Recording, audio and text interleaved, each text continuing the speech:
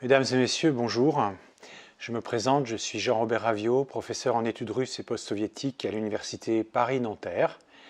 Et je vais parler et évoquer aujourd'hui la question de la guerre russo-ukrainienne et en particulier de la séquence qui débute avec l'invasion de l'Ukraine par la Russie le 24 février dernier. Nous sommes dans cette guerre, dans l'actualité de cette guerre, plongés dans les images, dans les récits, dans les commentaires autour de ce conflit, conflit qui constitue, ça c'est quelque chose de tout à fait établi, la plus grosse opération militaire d'invasion, d'agression militaire en Europe depuis la Seconde Guerre mondiale et je dirais même depuis l'invasion de l'URSS par l'Allemagne en 1941. Alors, en toute guerre, il y a bien sûr le déroulement sur le terrain et puis il y a la perception de cette guerre que nous avons, nous, par l'intermédiaire des médias. Nous avons des images, nous recevons des commentaires, nous recevons des images commentées, des mots-clés, des récits. Et c'est très difficile de prendre de la distance par rapport à ces récits. Et ce que je vais tenter de faire, c'est vous livrer non pas une analyse des causes ou des conséquences de cette guerre, ce dont je serais bien incapable, mais un certain nombre de clés, un certain nombre d'outils en fait, par lesquels je regarde, j'essaye moi de suivre cette guerre russo-ukrainienne. Alors j'ajoute que je suis un spécialiste de la Russie, et en particulier de la politique intérieure de la Russie, de l'élite du pouvoir russe, plutôt que de l'Ukraine. Donc je connais mal l'Ukraine, et je suis par contre entouré de très bons spécialistes de l'Ukraine. Et donc, je vais plutôt concentrer mon analyse sur la Russie, c'est-à-dire sur la Russie comme menant cette guerre, comme agresseur, et me poser la question de savoir quelles sont les intentions du pouvoir russe dans le déclenchement de cette opération spéciale, pour reprendre les termes officiels, le 24 février dernier. Alors, dans l'analyse d'une guerre, en cours de déroulement, comme d'ailleurs d'une manière générale, il y a toujours un point fondamental, me semble-t-il, c'est qu'il faut d'abord clairement établir la question majeure, de savoir, de désigner l'agresseur et de désigner l'agressé. Alors c'est la base de toute analyse. Et en l'espèce, eh bien, l'agresseur, c'est la Russie, puisque cette opération a été déclenchée par la Russie, par une invasion sur le territoire de l'Ukraine, et l'agressé, c'est l'Ukraine. Cela n'empêche pas de se poser la question de savoir quelle est la chaîne de causalité qui a conduit l'agresseur à cette action, mais néanmoins, c'est un préalable pour garder toujours à l'esprit des choses, je dirais, une base de faits tangibles et ne pas se perdre, je dirais, c'est beaucoup pas se perdre dans les interprétations qui pourraient tout simplement conduire à des analyses complètement faussées. Toute analyste est dans un camp. Il ne se trouve pas dans un camp forcément par engagement, mais par tout simplement situation. Et il se trouve que, par exemple, moi, je suis en France, un État occidental membre de l'OTAN, et je regarde une guerre qui se déroule en dehors du camp occidental. Ici, en France, il est très très clair que l'ennemi désigné, c'est la Russie. L'ennemi, pourquoi? Parce que tout simplement, la France a soutenu disons, plutôt soutien. Il y a une grande mobilisation actuellement en France pour l'Ukraine, pour les Ukrainiens, pour les victimes de cette guerre. La tâche de l'analyse, c'est d'essayer de comprendre les motivations de cet agresseur, la Russie, tout en gardant bien présent à l'ennemi, qu'elle est désignée comme ennemi aussi par son camp. Et donc, ça consiste à prendre de la distance avec cette désignation de la Russie comme ennemi. Alors c'est une posture assez difficile à tenir. Un analyste, disons, avec distance comme moi, risque d'être un peu qualifié de vouloir expliquer ou justifier la politique de l'agresseur, mais c'est le seul risque qu'on prend. Bon, et j'assume ce risque. Par contre, il y a une autre situation dans laquelle on peut être placé, c'est lorsque l'agressé est désigné comme ennemi par l'État, le camp dans lequel vous êtes. Et c'est la position, je dirais, de mes collègues russes, de mes collègues analystes russes, qui sont aussi dans une posture d'analyse et de mise à distance des faits, se trouvent dans la très très difficile position de devoir étudier et réagir et analyser cette guerre. On leur désigne un ennemi qui est en fait objectivement l'agressé. Et ça les place en situation extrêmement difficile, ce que j'appellerais dissonance cognitive, parce que toute analyse objective vous fait percevoir comme un ennemi de l'intérieur, et en même temps, pour vous-même, vous êtes placé dans une situation très difficile, puisque en permanence, vous devez dissocier l'ennemi de l'agressé, et ça vous place dans une situation, je dirais, morale presque insoutenable. Et donc, je suis en très très grande communion avec mes amis et mes collègues russes sur ce point. C'est très très difficile, et c'est un point très important pour l'analyse des guerres, cette distinction entre l'agresseur et l'agressé d'une part, et puis l'ennemi et l'ami de l'autre. Alors maintenant, j'en viens plus directement au conflit. Il y a un autre élément que je voulais dire, c'est qu'il y a, dans tout conflit, il y a des perceptions du conflit, et il y a des perceptions réciproques, hein. Et parfois, ce qui compte davantage pour comprendre les intentions des belligérants et de ceux qui prennent les décisions dans une guerre, c'est la manière dont ils perçoivent les intentions de leur adversaire. Et ça, c'est peut-être la chose la plus complexe à analyser, et ce que je vais néanmoins essayer de faire avec vous. Quel est l'objectif visé par la Russie dans sa agression de l'Ukraine? Agression militaire, invasion massive et déploiement massif de forces militaires sur le territoire ukrainien.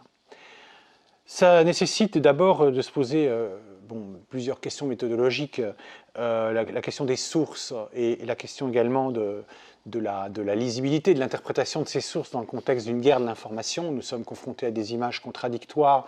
Dans la même journée, des événements sont commentés de manière radicalement différente. Donc, effectivement, la question des sources est essentielle.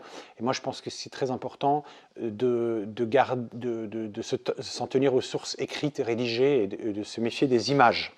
Ensuite, la question de l'interprétation. Et ça, c'est pour un analyste comme moi, la question des signaux forts et des signaux faibles.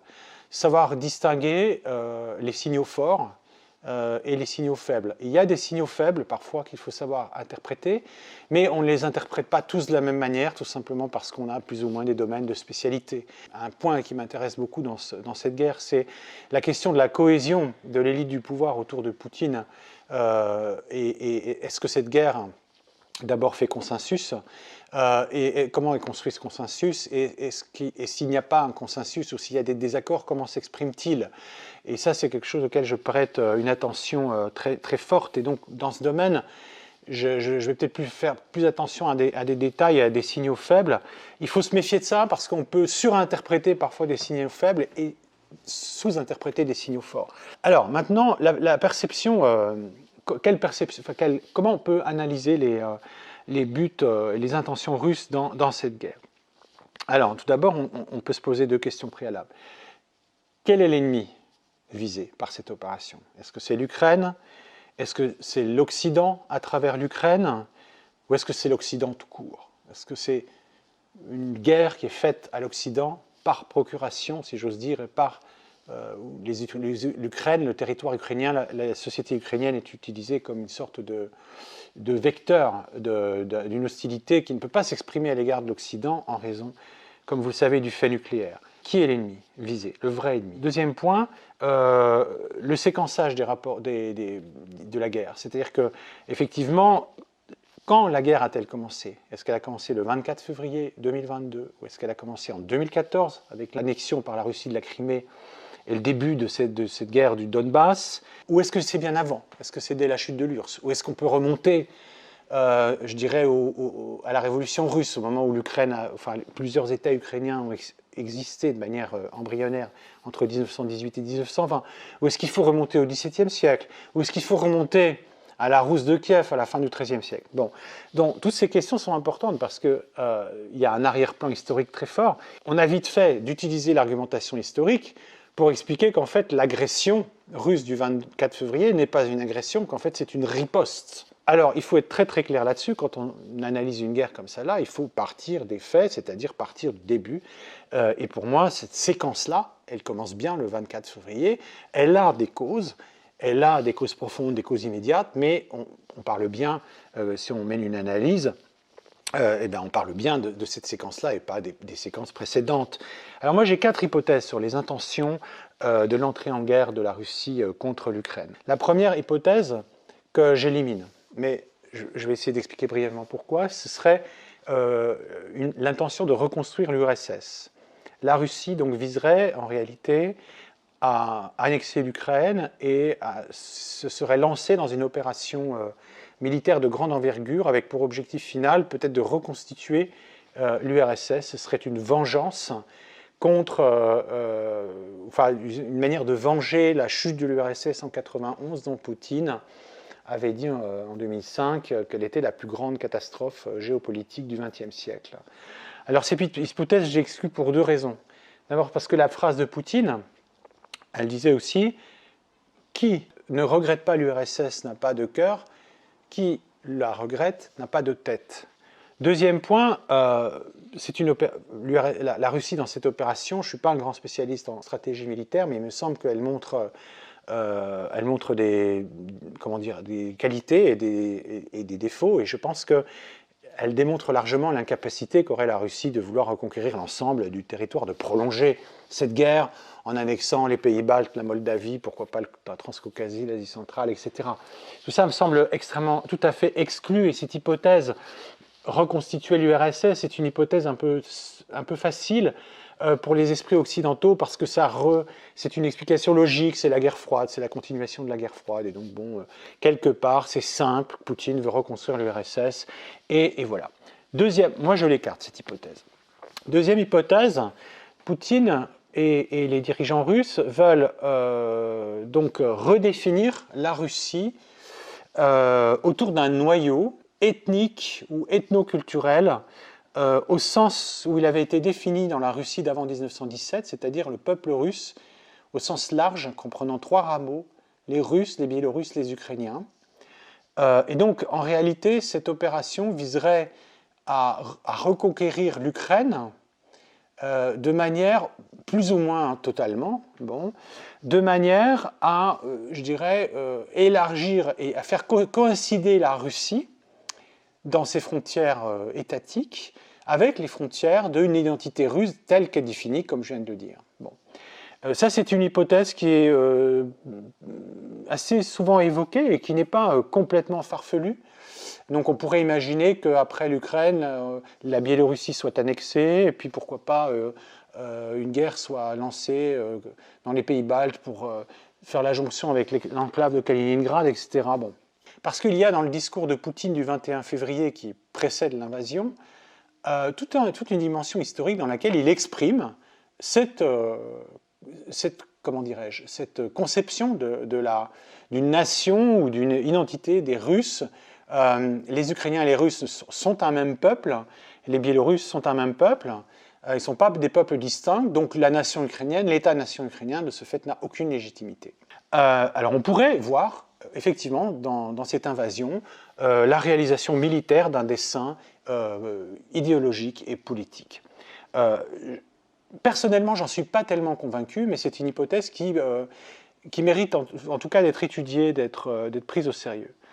Ma troisième hypothèse, c'est que cette invasion de l'Ukraine, par sa dimension extraordinaire, en fait, et je ne dis pas ça de manière positive, hein, vous m'avez bien compris, est un coup de pied dans le grand échiquier de l'après-guerre froide. C'est-à-dire c'est vraiment le coup de pied mis dans ce grand échiquier, si on peut dire, cette redistribution des grandes de l'architecture de sécurité en Europe qui résulte de la fin de la guerre froide, de l'après 91.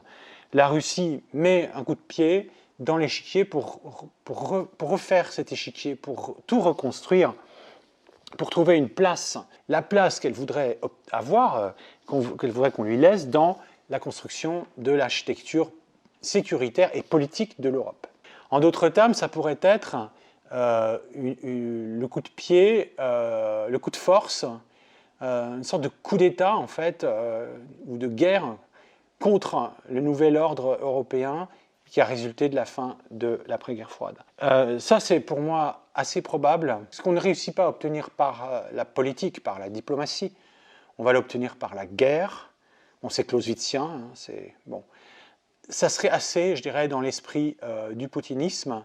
Il ne faut pas oublier non plus que le poutinisme est né en 99-2000 et qu'il a commencé avec également une démonstration de force tout à fait régalienne qui était le début de l'opération dite antiterroriste en Tchétchénie. faire parler les armes pour reconstruire un ordre politique. Il s'agissait à l'époque de reconstruire, enfin de rétablir une sorte de restaurer, comme disait Poutine, un pouvoir, une verticale du pouvoir en Russie. Là, il s'agirait, par ce coup de force immense, énorme, par cette guerre incroyablement conventionnelle, en réalité, d'une ampleur inégalée depuis 1945, de donner un grand coup de pied dans l'échiquier et de reconstruire et de s'imposer, en fait, par la force. Quatrième hypothèse, alors mon hypothèse 3, j'y crois assez. Hein, bon. Et mon hypothèse 4, j'y crois, mais aussi parce que je crois qu'elle découle de l'hypothèse 3, elle découle aussi de l'ampleur considérable de cette opération. Il pourrait s'agir d'une guerre de conquête, non pas géopolitique, non pas politique, non pas nationale, mais tout simplement géoéconomique. L'Ukraine est le maillon faible de la ceinture, on va dire, des voisins occidentaux de la Russie. C'est aussi un pays extrêmement riche par ses ressources agro-industrielles, agricoles, ses terres noires, sa production d'énergie, mais aussi il y a une industrie de pointe, industrie d'armement, une nouvelle technologie, une population également qui est très bien formée et largement russophone, enfin en tout cas au moins bilingue, et puis bon, voilà. Cette prédation géoéconomique, en fait, la prédation géoéconomique est tout à fait une hypothèse à prendre très au sérieux. Elle aurait deux dimensions. Adjoindre à la Russie, alors la Russie pourrait conquérir et annexer, à mon avis c'est très invraisemblable, mais surtout imposer en fait, au moins dans l'est de l'Ukraine, dans l'est et le sud de l'Ukraine, un ordre politique qui lui soit favorable ou qui lui soit soumis, afin de pouvoir tout simplement reprendre la main sur tous les biens industriels, agricoles, toutes les ressources qui sont disposées, et pour adjoindre, en fait, annexer de manière géoéconomique cette région, et en faire une région, disons, liée à la Russie économiquement. Ça, c'est un point important. Ce serait une sorte de cadeau de retour à l'Eurasie de cette région. Ce serait une manière aussi de faire que cette région de l'Ukraine de l'Est et du Sud soit davantage associée à l'Union eurasiatique et au partenariat avec la Chine que la Russie met en place, plutôt qu'à l'ouest de l'Europe. Donc on pourrait voir une sorte de bataille. Cette guerre pourrait être le prélude ou un jalon d'une future guerre économique pour le contrôle de cette zone, tout simplement. Puis il y a une deuxième raison pour laquelle la prédation, on va dire, pure économique de cette région pourrait être intéressante pour la Russie, c'est que ça permettrait aussi à Poutine de redistribuer, d'opérer la redistribution des ressources et des biens industriels, enfin des installations énergétiques, enfin des gazoducs, enfin, de toutes ces ressources, enfin, je vais être très simple, pour en faire cadeau à certains oligarques ou à certains proches du pouvoir. En faire cadeau, bien sûr, pas comme ça, mais disons le contrôle de ce territoire et des installations industrielles et énergétiques qui sont sur ce territoire permettrait d'enrichir les grands groupes russes et d'opérer une redistribution, tout simplement de saisir des biens qui pourraient être redistribués. Ce serait une manière pour Vladimir Poutine de justifier la guerre, non point auprès de l'opinion publique, mais auprès de l'élite dirigeante et, en quelque sorte, de remercier les oligarques qui lui auront été fidèles et qui ne se seront pas opposés à cette guerre, et de consolider de cette manière l'élite du pouvoir en Russie. Alors le succès, si j'ose dire, pour la Russie, pour l'agresseur de cette invasion, va dépendre de ses capacités militaires. Je n'ai pas la capacité pour les discuter et pour les commenter.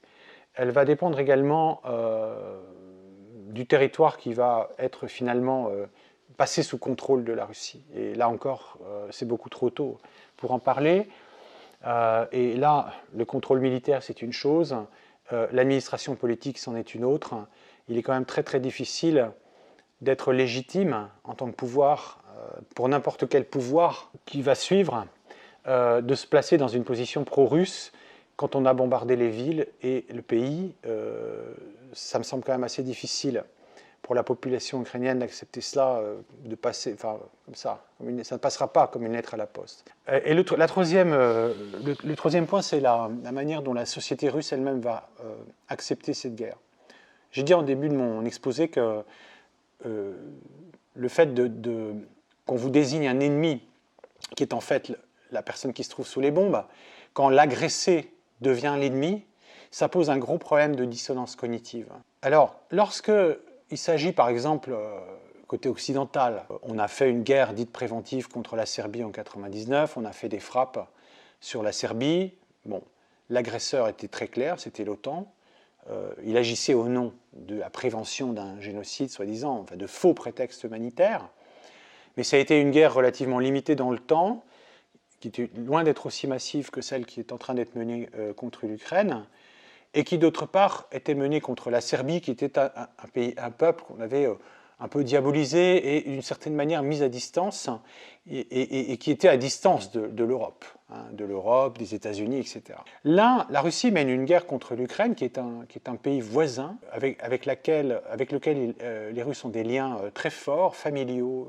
Les Ukrainiens ne sont pas tout à fait des étrangers pour les Russes, et les Russes ne sont pas tout à fait des étrangers pour les Ukrainiens. Comment cette guerre va-t-elle être acceptée ? Alors ça va dépendre de la capacité de la propagande russe à être efficace.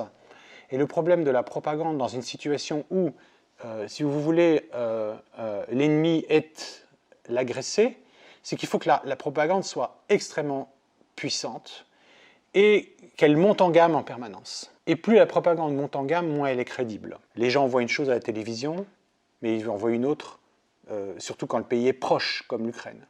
Quand on voit dans sa famille, quand on se téléphone, il y a beaucoup de gens qui parlent de ça en ce moment. On se téléphone, moi à la télé, je vois qu'on me dit que Kiev n'est pas bombardé, et quelqu'un de Kiev qui téléphone, qui dit « mais je suis sous les bombes », voilà, dans la famille, entre père, fils, cousin, etc. Ça se passe comme ça. Plus la guerre sera courte, plus elle pourra, je dirais, être acceptée par l'opinion russe. Plus elle va durer dans le temps, moins elle sera acceptée, avec le danger évidemment que cette guerre devienne un abcès de fixation et, je dirais, la cause première d'un changement de pouvoir, une délégitimation du système politique. Mais là, c'est l'étape suivante, on n'en est pas encore là. Voilà, merci beaucoup pour votre attention.